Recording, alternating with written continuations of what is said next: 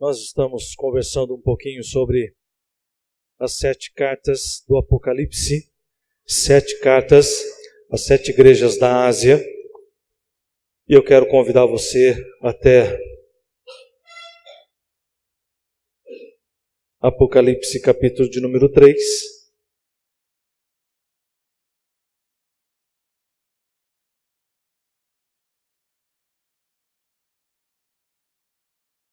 Livro do Apocalipse, capítulo 3.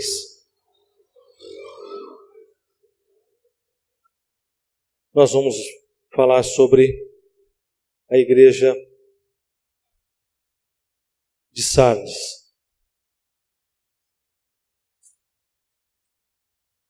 Muito bem. Todos acharam? Ao anjo da igreja em Sardes escreva: estas são as palavras daquele que tem os 7 Espíritos de Deus e as 7 estrelas. Conheço as suas obras. Você tem fama de estar vivo, mas está morto. Esteja atento, fortaleça o que resta e que estava para morrer, pois não achei as suas obras perfeitas aos olhos do meu Deus.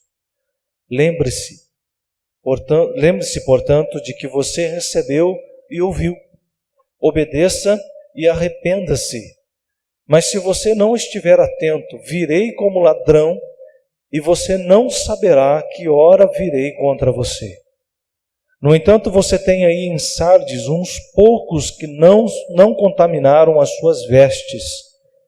Eles andarão comigo vestidos de branco, pois são dignos. O vencedor será igualmente vestido de branco. Jamais apagarei o seu nome do livro da vida, mas o reconhecerei diante do meu Pai e dos seus anjos. Aquele que tem ouvidos, ouça o que o Espírito diz às igrejas. O Espírito Santo de Deus nos dê discernimento, nos dê graça, nos dê sabedoria e nos ajude a andar conforme o caminho dele. Deixa Deus falar no seu coração nessa noite. Amém? Amém, gente? Amém. Glória a Deus. Muito bem. As 7 cartas às 7 igrejas, cada uma delas tem um foco, tem um direcionamento, tem uma ênfase. E a igreja de Sardes é interessante que ela tem uma característica muito semelhante à cidade de Sardes. A igreja que estava em Sardes, ela tem uma característica semelhante à sua própria cidade, onde ela está inserida, no contexto onde ela está inserida. Só para você saber, foi capital da Lídia no século 7 a.C. Então ela teve o seu grau de importância estabelecido ao longo dos anos. Durante o reinado do rei Crespo, ela teve assim o seu apogeu, o seu auge, onde ela era tida com muita pompa, era vista como uma cidade magnífica. Ela era construída sobre uma montanha, no topo de uma montanha, e a muralha havia uma muralha que cercava a cidade toda. E o grau de dificuldade para se chegar até a muralha era muito grande, sendo que era uma cidade que dificilmente ela era invadida. Tanto é que isso vai gerar no coração desse povo um tanto de prepotência, por ser cercado por muros e tal, aquela coisa toda. Isso gerou um comportamento presunçoso e prepotente por parte dos habitantes. E a igreja não era diferente. A igreja não vivia um momento diferente do momento da cidade. Curiosamente, ela foi invadida por 2 oportunidades. E nas 2 oportunidades, eles vão entrar por uma fenda, por um buraco que havia no muro, em um ponto só. Então, eles não se preocupavam tanto. Não havia uma vigilância tão exigente, tão cuidadosa, para que evitasse esse tipo de situação. E a igreja estava passando por esse mesmo sintoma. Havia uma prepotência, uma autossuficiência vindo da parte deles mesmos. Nós não precisamos, então está tudo bem, nós estamos fazendo aquilo que tem que fazer. Segundo alguns historiadores, a igreja de Sardes não era uma igreja que tinha poucos membros, era uma igreja que tinha muitos membros. E os membros dessa igreja, eles tinham esse mesmo comportamento de prepotência, de presunção, de achar que tudo aquilo que eu estou fazendo já é o suficiente.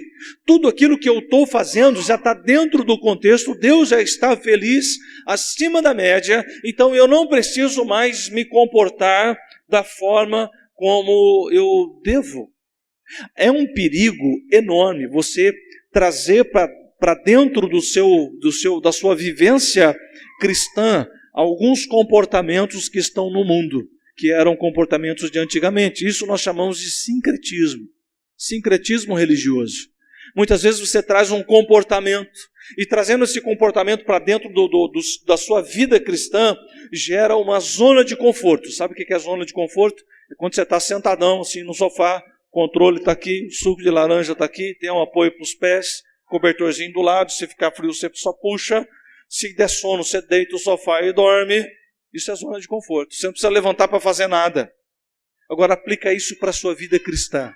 Como está a sua vida cristã diante dos desafios? Como está a sua vida cristã diante das situações que o mundo tem aí apresentado de forma tão enfática? Aqui tem algumas coisas interessantes. No versículo 1, Jesus vai dizer assim: conheço as suas obras. Nós vemos aquilo que você faz. Deus vê o que está por trás da sua motivação. O que leva você a fazer o que você faz. O que leva você a dizer as palavras que você diz. O que leva você a ter o comportamento que você tem. Deus está sondando os corações. E Deus sonda de uma maneira tão intensa que Ele sabe a sua motivação.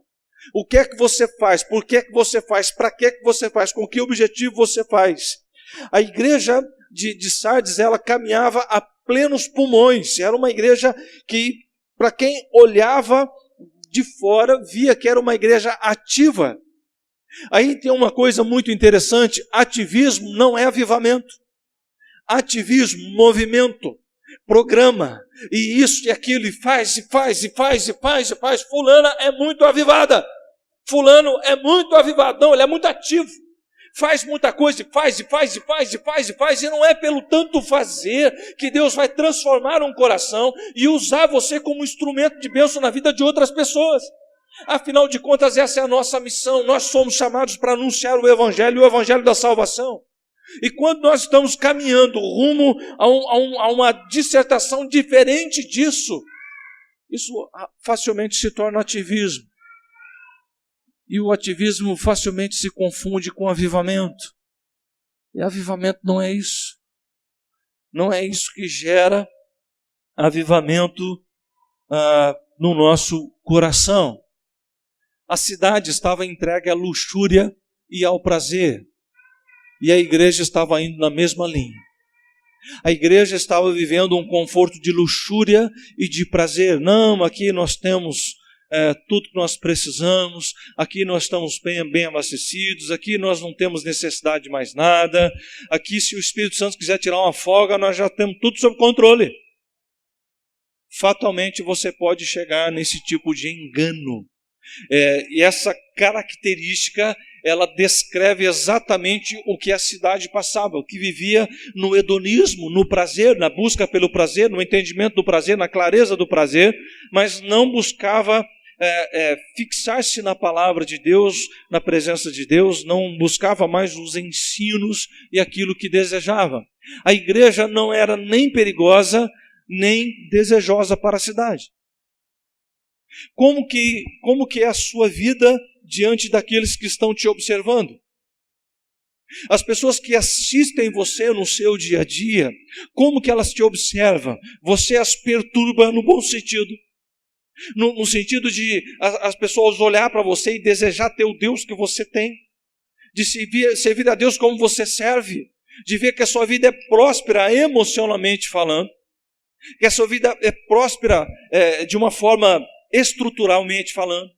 Que as pessoas olham para você e dizem assim: olha, ele não tem a mesma quantidade de dinheiro que eu tenho, mas ele tem uma vida equilibrada. Por que será? Aí você está desafiando as pessoas a entenderem o porquê que você vive como você vive. Da mesma feita, não havia esse perigo. Peraí, o que esse cara está falando? Esse cara está falando contra mim, é o sistema religioso. E o meu sistema religioso, ele está na minha vida desde quando eu nasci. Isso é mentira. Ninguém nasce religioso. Ninguém nasce religioso. Ninguém nasce torcendo para time nenhum. Ninguém nasce fazendo o que faz. Nós nascemos todo mundo banguela. Se você nasceu com dente, é anomalia. É ou não é? Nasce todo mundo banguela. Os que nascem com dente, alguma coisa está diferente nesse negócio. Nasce todo mundo banguela, sem roupa. E aí quando você nasce, nós somos o ser humano é o animal mais ignorante quando nasce, para ser o mais inteligente quando cresce. Porque nós não nascemos sem saber nada, a não ser fazer cocô, chorar e mamar. Não sabe nem falar, só sabe chorar. E uns choram pra caramba, né? Tem uma habilidade para esse negócio. E vai crescendo, crescendo. A girafa nasce andando, é uma coisa extraordinária aquilo. Filhote de girafa desse tamanho assim, ó. O bicho nasce com 1,20 m de altura. E nasce, dá uma cambaleada assim, e firma. Em 30 segundos, 1 minuto no máximo, ela já está dando os primeiros passos. Com quantos anos você andou? Minha mãe disse que eu demorei mais para andar, andei quase lá para frente. As meninas andam mais cedo, não é? Mas menino demora um pouco mais, porque falam aí que menino é mais cozido um pouquinho, não é? Eu acho que esse negócio tem um pouquinho de verdade, mas vamos deixar para lá. Então, demora para andar, demora para falar. A primeira fala, a primeira palavra que sai é um fenômeno.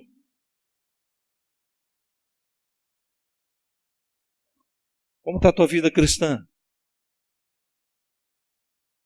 Como é que está o teu relacionamento com Deus? Inteligentíssimo. Suprido pela graça.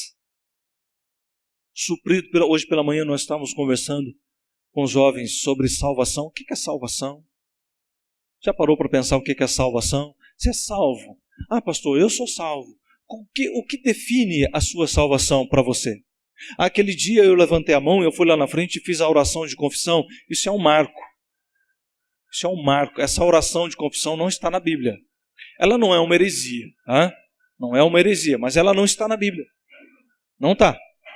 E quando você faz essa oração de confissão, é porque você tomou a decisão de mudar, de ir para Jesus.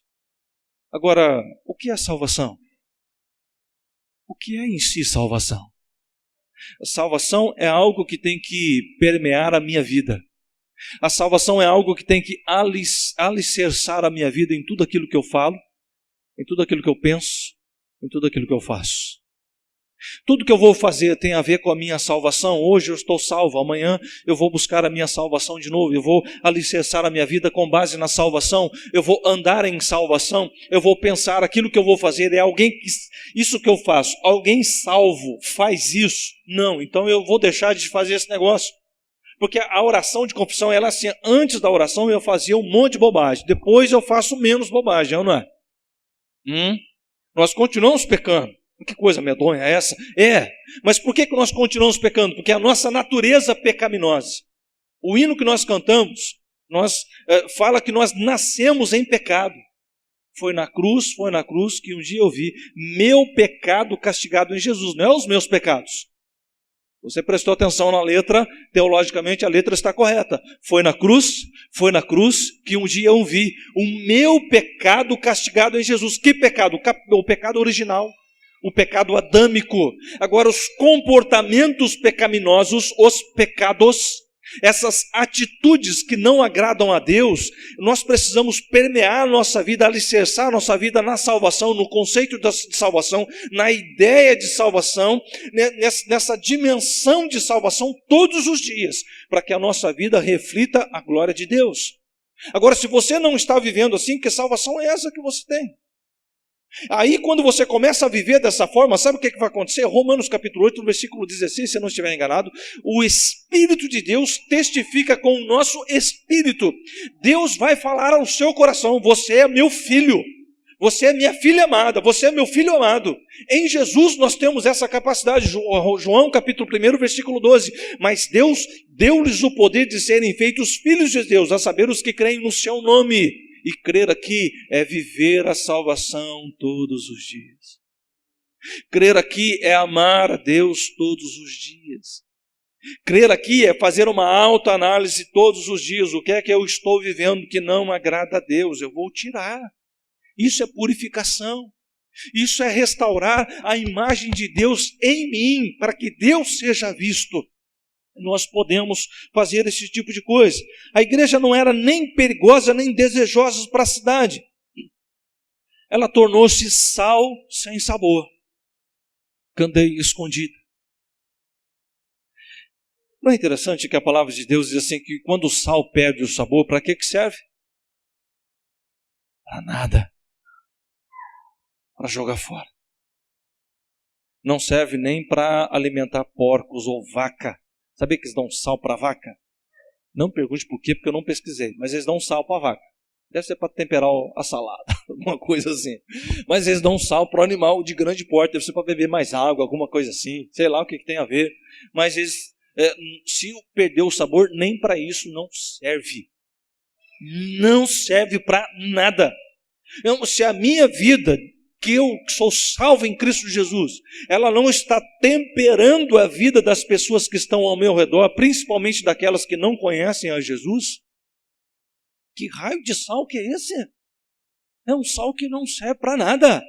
É um sal que só serve para ser jogado fora e para ser pisado.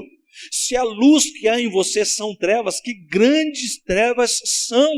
Se a luz que está em você, se a candeia, ela está escondida, ela não alumia. Por isso que quando se acendia a candeia, colocava-se no alto para alumiar toda a casa. Sabe quando falta luz em casa, você cata as velas, acende as velas. Não? Já tomou banho de vela, não? Já tomei banho de vela com canequinha, tenso pra caramba. Não? Então você acende a vela e põe num lugar alto. Se você colocar embaixo da geladeira, não vai clarear nada. Você não vai conseguir enxergar, mas se você pôr em cima da geladeira, é exatamente isso.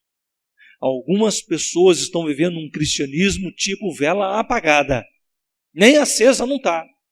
Há muito tempo não está aceso. Há muito tempo não tem uma característica de avivamento nessa vida cristã. E aí sim, qual é a sua ideologia religiosa? Não, eu sou cristão protestante, eu sou evangélico, eu frequento a igreja tal, eu sou membro de tal igreja. Quero ver o que você vai falar quando você estiver diante de Jesus. O que você vai dizer quando você estiver diante de Jesus? Não, Jesus, sabe quem é que é? Eu frequentei a igreja tal, eu era membro da igreja tal. A igreja, conheço. Tem alguns dessa igreja que, glória a Deus, aleluia, né? Alguns salvos dessa igreja, mas nem todos. Nem todos. Aonde você vai estar inserido como sal que tempera, que dá sabor, como luz que alumia, ou como sal insípido. Luz que é para ser jogada fora.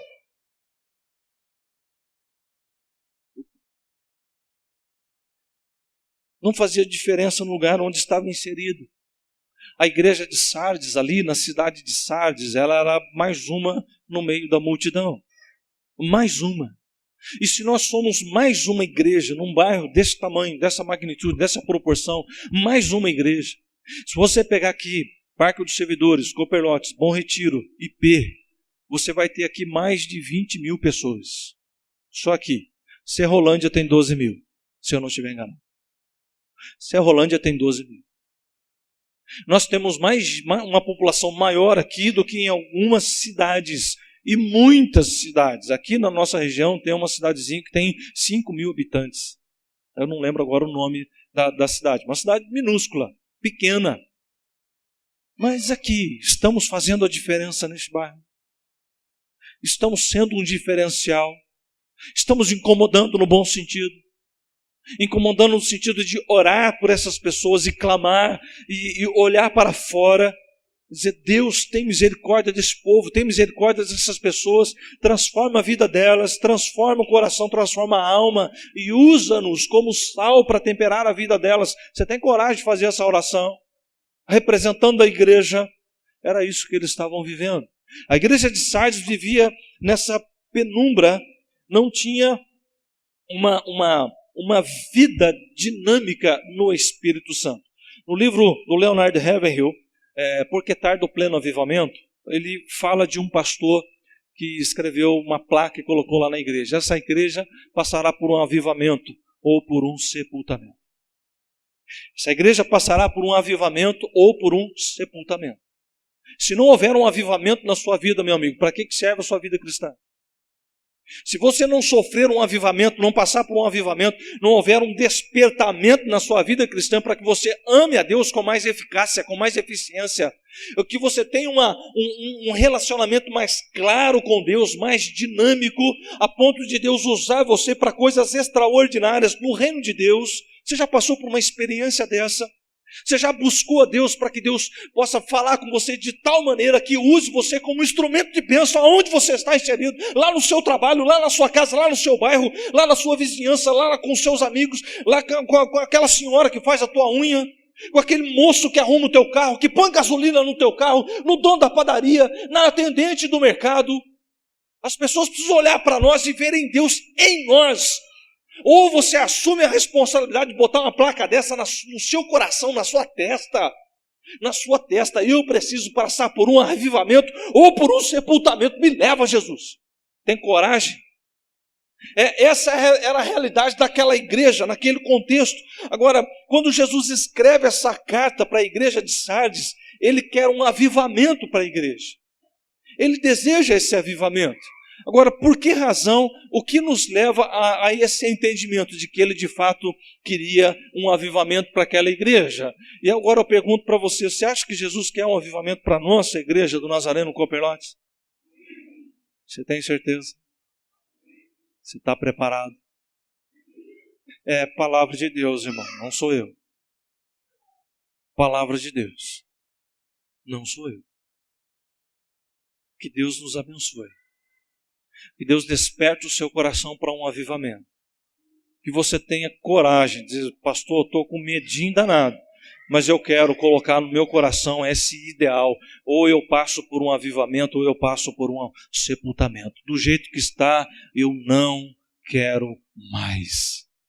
Eu desafio você a fazer essa oração. Eu desafio você a tomar essa postura, esse divisor de águas. Deus, eu quero ser salvo. Eu quero ter essa convicção de salvação de maneira plena na minha vida inteira. Eu quero ter o meu coração ardendo pela presença de Deus em todo o tempo na minha vida. Eu preciso disso. Eu quero isso. Eu vou buscar isso. Amém? Amém. Glória a Deus. Vamos em frente. Por que é que Jesus quer isto para nós? Primeiro, porque Ele nos ama. Ele nos ama. Nos ama tanto, a tal ponto, que morreu na cruz, por mim e por você. O preço que foi pago na cruz, foi o meu Senhor Jesus. O preço foi alto demais, e por ter pago esse preço, Ele pôde vencer a morte. E quando Ele vence a morte, Ele abre um precedente na história para nós. Podemos visitá-lo na eternidade, por toda a eternidade. Louvado seja o nome do Senhor. Aqui tem algumas características interessantes. Vamos lá. Primeiro delas, nós precisamos de um retorno urgente à palavra de Deus. Quando buscamos para que nós tenhamos um reavivamento, é necessário retornar à palavra. E aqui ele vai dizer no versículo 1, lembre-se. O que significa lembrar-se? O que é que Deus está querendo dizer para nós com lembre-se? É muito interessante que ele vai para a própria palavra. Quero trazer à memória aquilo que pode me dar esperança. Lamentações, capítulo 3, versículo 21.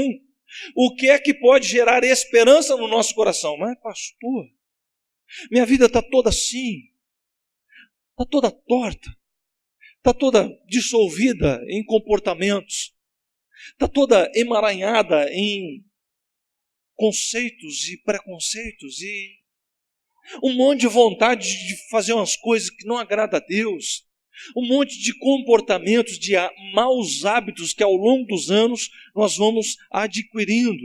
Quero trazer à memória aquilo que pode me dar esperança. O que é que você recebeu? O que foi que você recebeu?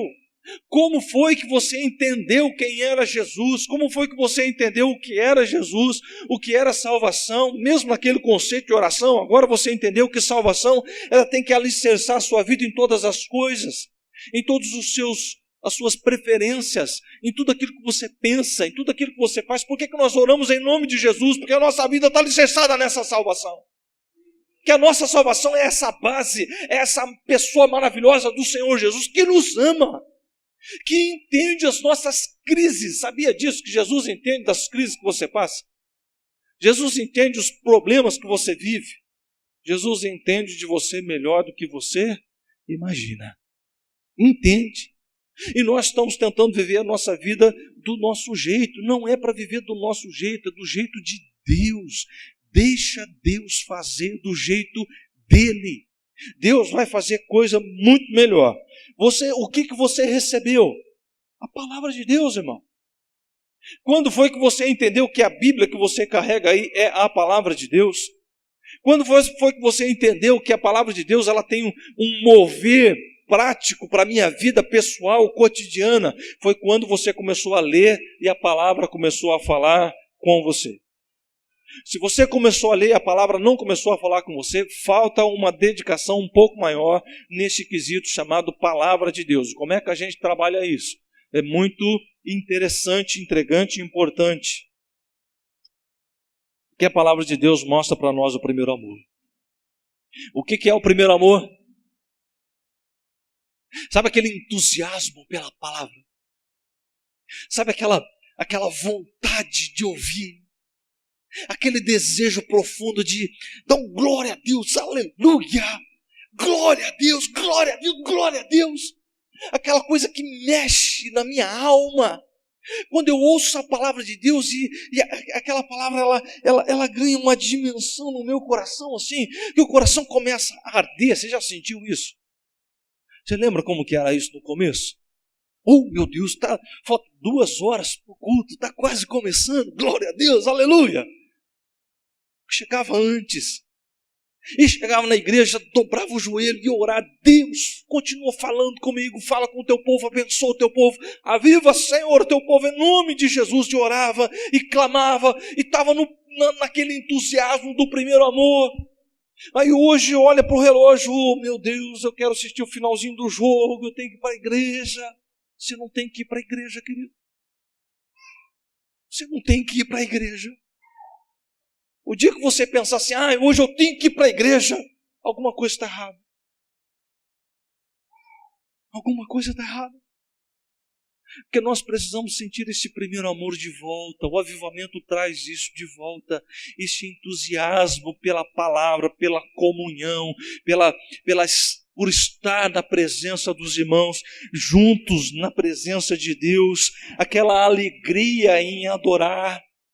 Aquela alegria em ler a palavra de Deus, em ouvir uma mensagem de Deus. Que palavra maravilhosa! Oh Deus, eu estou alegre porque eu estou na tua presença. A minha situação está assim, assim, assim. Tem um monte de coisa, um monte de pendência, um monte de desalentos, um monte de coisa assim, pronto para me puxar para baixo. Mas quando eu ouço a tua palavra, isso me alegra. Alegrei-me quando me disseram, vamos à casa do Senhor. Aleluia! É porque quando eu vou para a casa de Deus, eu sinto de novo aquele entusiasmo, aquela alegria, aquele fervor espiritual. Fala, Deus! Fala, Deus! Teu servo está aqui para te ouvir, a tua serva está aqui para te ouvir. Fala, Senhor! Oh, Deus poderoso, toma conta do meu coração, da minha alma, transforma-me. E aí você louvava e adorava com fervor, naquele primeiro amor, com entusiasmo, com alegria. E como é que está hoje?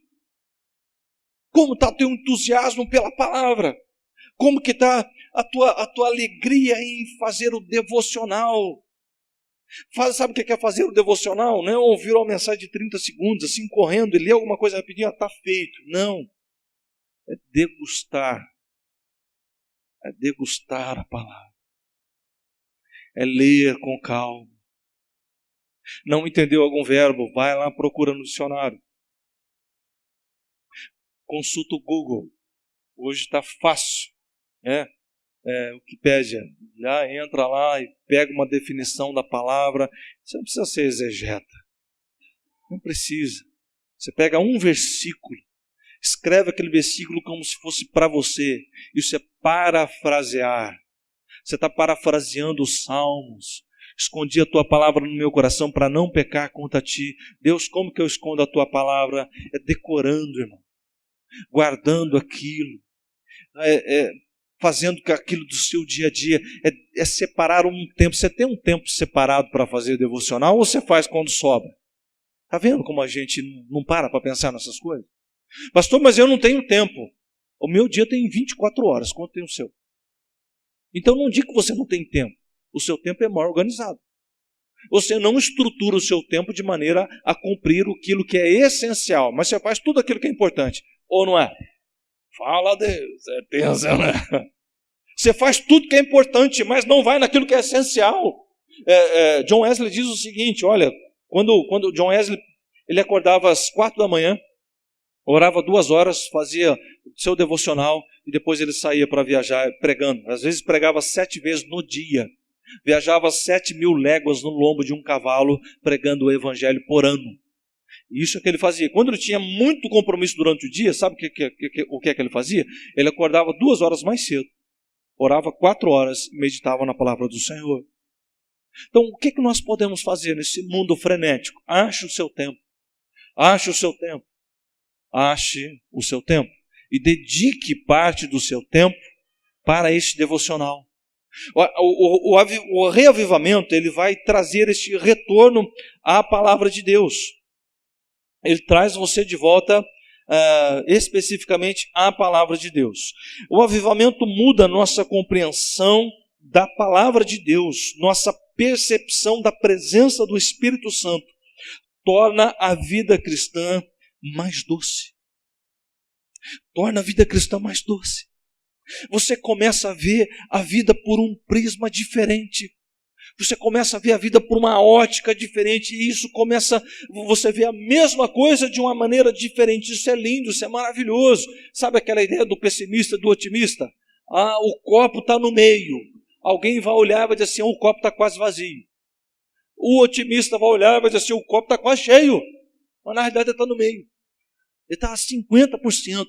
Então, ter uma visão mais positiva. O avivamento vai trazer uma visão mais positiva da vida. Há esperança sim, Senhor. É por isso que ele diz, eu quero voltar, relembrar, trazer à memória aquilo que pode me dar esperança. Só a palavra de Deus pode gerar esperança no seu coração. Só a palavra de Deus pode restaurar isso que se perdeu, este fogo, essa paixão, esse otimismo, essa alegria de estar na presença de Deus, esse entusiasmo em ouvir a palavra de Deus. A segunda coisa que ele vai falar para nós aqui, que um retorno, para que haja um avivamento, um retorno urgente à vigilância é necessário. Versículo 2, esteja atento. Lembre-se que a cidade de Sardes ela havia sido invadida por 2 vezes por falta de vigilância. Faltou vigilância.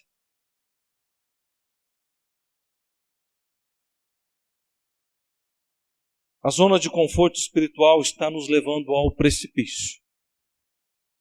Sabe o que é um precipício? É como eu estou aqui na ponta da escada, do degrau. Notou que eu não desci? Eu estou tomando medicamento para labirintite ainda, então estou em tratamento. Então, se eu ficar descendo e subindo, pode ser que alguma coisa não dê muito certo. Então, prefiro ficar quietinho, até que eu estou andando bastante aqui. Mas estou melhor, graças a Deus. Mas a zona de conforto espiritual é caminhar na direção de um precipício. A quantos passos você está do precipício? A que distância você se encontra do precipício? Quanto mais perto de Deus, mais longe do precipício. O reavivamento, ele vai tirar você dessa direção. Que você está caminhando a passos largos para o inferno. Mesmo inserido dentro de um contexto religioso evangélico. Mesmo inserido. O que você precisa fazer é buscar a presença de Deus para que você tenha um avivamento no seu coração e você saia dessa zona de conforto. Como é que a gente sai desse negócio? Vigiando. O que é vigiar? Vigiar é orar. Vigiar é orar.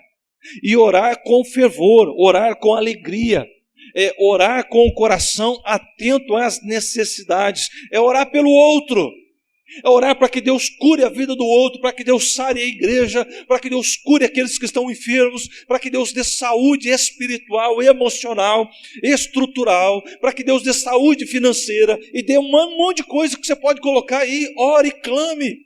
Às vezes você está tão preocupado consigo mesmo que você não lembra de orar pela igreja. Olha o tamanho da taça que nós temos aqui, ó. Quando você não tiver nada para orar, comece a orar pela taça, pelos pedidos da taça de oração. Comece a clamar pelas famílias. A família nunca foi tão agredida como nos dias de hoje. Nós precisamos clamar pela família. Comece a orar para um avivamento, a começar por você, em nome de Jesus. Diga: Deus, se o Senhor não quiser começar comigo, começa com o meu vizinho, começa com aquele que senta do lado do banco lá na igreja, começa com aquele irmão, eu não lembro o nome, Jesus, mas o Senhor conhece. Aviva ele, derrama do teu fogo sobre ele, desperta o coração dele. É a vigilância na oração. Ah, pastor, mas eu não consigo orar tanto tempo. Você já experimentou? Anota. Coloca uma listinha lá de tudo aquilo que você precisa orar numa folha de caderno. Pega esse caderno, bota em cima da cama, dobra o joelho, vai ver o nome lá, Pastor Lino. Oh, glória a Deus, né? Primeiro da lista. Aí você fecha os olhos e ore. Ore pela vida do pastor, ore pelo ministério, ore pelo fortalecimento espiritual, ore pela vida profissional, ore pela esposa, ore pelos filhos, ore por isso, por aquilo, por aquilo, por aquilo outro. Quando você esgotou, você abre os olhos de novo, vê quem é o segundo da lista. E aí você lê o nome e ora de novo, e ora de novo. É simples assim, irmão. Ah, pastor, eu não consigo ficar uma hora orando. Duvido. Se você fizer isso, você vai... Aí você me fala quanto tempo você ficou em oração. E você vai ver como é que você vai levantar da oração. Coração fervoroso. Vigia. Vigia na oração. Esteja atento. Vigiar é ler a palavra. Vigiar é orar. Vigiar atentamente é ler a palavra de Deus, não apenas ler, mas fazer dela parte constante do nosso dia a dia. Parte do seu dia, você tem que ter um texto. Como é que você decora versículo? Escreve ele num cartãozinho, bota no bolso. Quando você for na fila do banco, você bate o olho e fala. Aí você bate o olho e fala de novo. Aí você tenta falar sozinho. Então, bate o olho. Como é que eu decorei textos? Eu trabalhava... pegava o carro no laboratório às 7 da manhã e viajava, dirigia o dia todo. Entregava o carro no laboratório às 6 horas da tarde. Aí eu escrevia assim, salmos inteiros, texto da Bíblia inteiro, assim, em letra bem grande. Colava no painel do carro. Eu ficava, enquanto eu não decorasse aquele texto, eu não trocava de papel. Tinha que tirar de tarde, senão o chefe ia achar ruim, né? Mas eu tirava, levava para casa de manhã, punha lá de novo e decorava textos e mais textos e mais textos e mais textos. Gente, isso fica gravado na sua mente de uma forma tão maravilhosa. E de repente, quando você está passando por um momento angustiante, você lembra da palavra. Você lembra. Isso significa: escondi a tua palavra no meu coração, para não pecar contra ti. Levo meus olhos para os montes. De onde me virá o socorro? O meu socorro vem do Senhor, que fez os céus e a terra. Ele não dormitará. É certo que não dormita nem dorme o guarda de Israel. O Senhor é quem te guarda. O Senhor é quem guarda a tua direita e a tua entrada. O Senhor é quem te guarda. De dia não te molestará o sol, nem de noite a lua. Faz tempo que eu não falo, por isso que eu estou esquecendo. O Senhor guardará a tua entrada e a tua saída, desde agora e para sempre. Salmo 121. Faltam umas coisas, depois eu vou dar uma lida lá que... Mas se você vai falando, isso vai ficar gravado na sua mente. E quando você estiver passando por um momento angustiante, sabe o que é que Deus vai trazer à memória? A palavra dele. A palavra dele. Como é que a gente busca esse revivamento? Jesus quer esse revivamento para nós. Portanto, ele diz: olha, vigiem, tome cuidado, não ande desatento, more na palavra. Eu achei lindo isso, aprendi com Jeremias. More na palavra. Sabe que eu vou um desafio para você? Eu vou passar o desafio para você. Escolha um livro e mora nele 5 meses. Leia todo dia. Pega lá Efésios e começa a ler todo dia Efésios, leia todo dia. Você não vai decorar o Efésios todo, pode ser que você decore, mas a história, a essência vai estar gravada na sua mente, e fica ali por 3 meses, 4 meses, 5 meses. Não mude, fique lendo, faça a sua leitura diária, mas separe um tempo para você ler isso aí. Mas é possível? É possível. Hoje em dia tem muito no celular, você baixa um aplicativo aí, liga ele a hora que você está quietinho lá, no seu tempo, e leia. Vigiar é isso. Buscar um avivamento é retornar à palavra, é retornar à vigilância, é estar atento àquilo, porque se você praticar a oração, exercitar a oração, exercitar a visita à palavra constantemente, quando Jesus vier, você estará preparado. Tenho certeza disso. A terceira coisa que ele fala aqui é um retorno urgente à santidade. No versículo 4, é interessante que ele vai dizer assim: uns poucos que não contaminaram suas vestes. A igreja hoje está cheia de pessoas vazias. As pessoas estão buscando saciar-se intensamente para que os seus próprios desejos sejam resolvidos. As pessoas vêm para a igreja para buscar uma forma de resolver as suas crises. As pessoas estão procurando Deus para que Deus resolva os seus problemas terrenos, e Deus está procurando pessoas que queiram habitar o céu na eternidade. Mas como que encontrar pessoas cheias da presença de Deus no meio de pessoas tão vazias? João capítulo 4, versículo 24 diz lá: Deus é espírito, importa que os seus adoradores o adorem em espírito e em verdade. É como que se Deus pegasse uma lupa e estivesse olhando para dentro das igrejas e procurando quem de fato é adorador e quem são os frequentadores. A igreja precisa passar por um reavivamento de uma maneira tão intensa que isso vai preencher este vazio da alma. Essas pessoas que não se contaminaram estavam com a veste branca. A veste suja, ela simboliza pecado, simboliza impureza, simboliza o mundanismo. Quantas pessoas que deveriam estar com a veste branca dentro do contexto religioso evangélico estão com as suas vestes completamente imundas, cheias de pecado, apontando o dedo para o outro, o irmão falando mal de irmão. Isso não é coisa de crente, não, isso é pecado. A Bíblia diz que isso é pecado, isso é fofoca. Fofocas são inverdades, inventam coisas das pessoas e vão falando. O mundanismo, quantas igrejas estão aí trazendo para dentro do contexto evangélico características do mundo. Não, mas nós precisamos ganhar as pessoas do mundo, então vamos fazer alguma coisa. A igreja precisa ser a igreja. A igreja precisa viver como igreja, andar como igreja, orar como igreja, clamar como igreja, que aqueles que não conhecem a Jesus virão. Nós podemos ter os nossos programas, ter os eventos que nós fazemos esporadicamente, e as coisas que acontecem, elas precisam acontecer, mas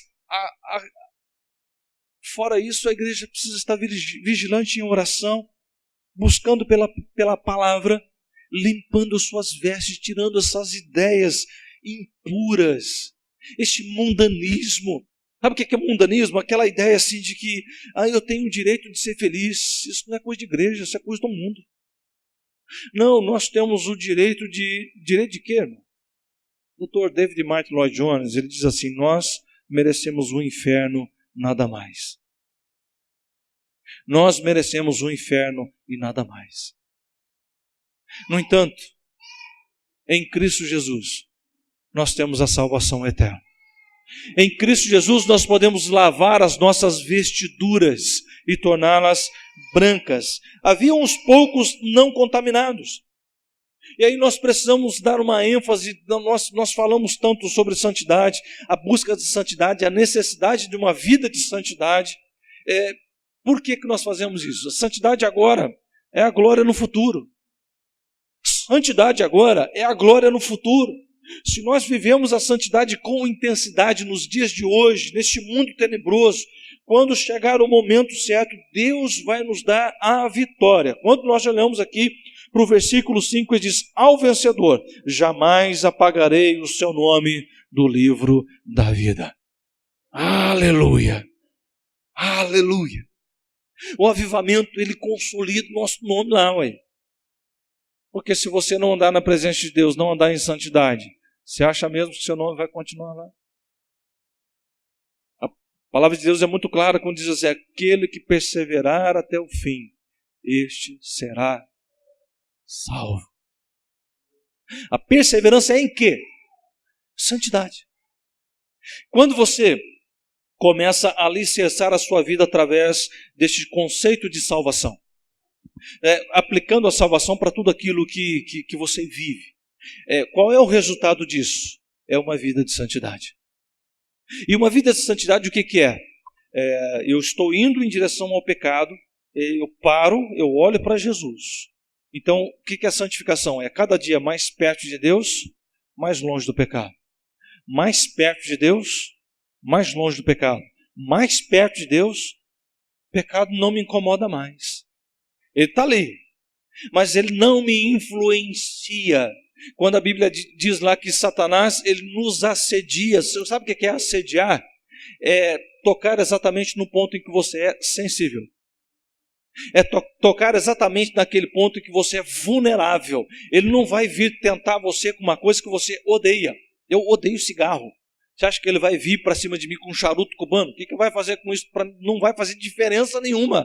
É lógico que ele vai trazer coisas que vão incomodar a minha alma, o meu pensamento, e vão angustiar o meu coração. Por isso que quanto mais nós nos apegarmos à palavra de Deus, mais santidade nós vamos desejar para a nossa vida. E isso vai se tornar algo maravilhoso. Portanto, a palavra é arrependa-se. Arrependa-se. Arrepender de quê? Arrepender de viver a minha maneira. É arrepender de viver do meu jeito, para viver do jeito de Deus, como salvo em Cristo Jesus. Lembra-se da minha misericórdia e purifique as suas vestiduras. Lembrar-se da misericórdia é lembrar que Deus pagou um preço altíssimo por mim e por você ali na cruz do Calvário. E isso deve gerar em nós um desejo de purificar nossas vestiduras, purificar a nossa veste, a nossa roupa, para que Deus seja visto. Qual é a consequência disso? Avivamento. Avivamento. A consequência disso é avivamento.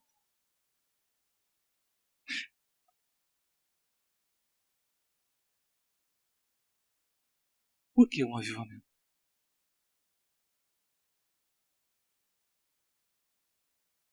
Para que Deus seja visto através de você. Para que Deus seja visto através da sua fala. Para que Deus seja visto através do seu silêncio. Para que Deus seja visto através dos seus movimentos. Para que Deus seja visto. Quando você tiver o seu coração avivado pela presença do Espírito Santo, isso vai fazer toda a diferença na sua vida. O desejo do meu coração é que você seja avivado. É que você saia da zona de conforto espiritual. É que você deixe esse comodismo tão insólito, para que você abandone essa vida, essa gangorra espiritual, um dia muito santo, outro dia muito pecador, outro dia muito santo, outro dia muito pecador, para que você saia da beira do precipício. O avivamento vai fazer isso com você. A pergunta que eu preciso te fazer: você quer? Você deseja ser avivado? Vamos colocar em pé, por gentileza.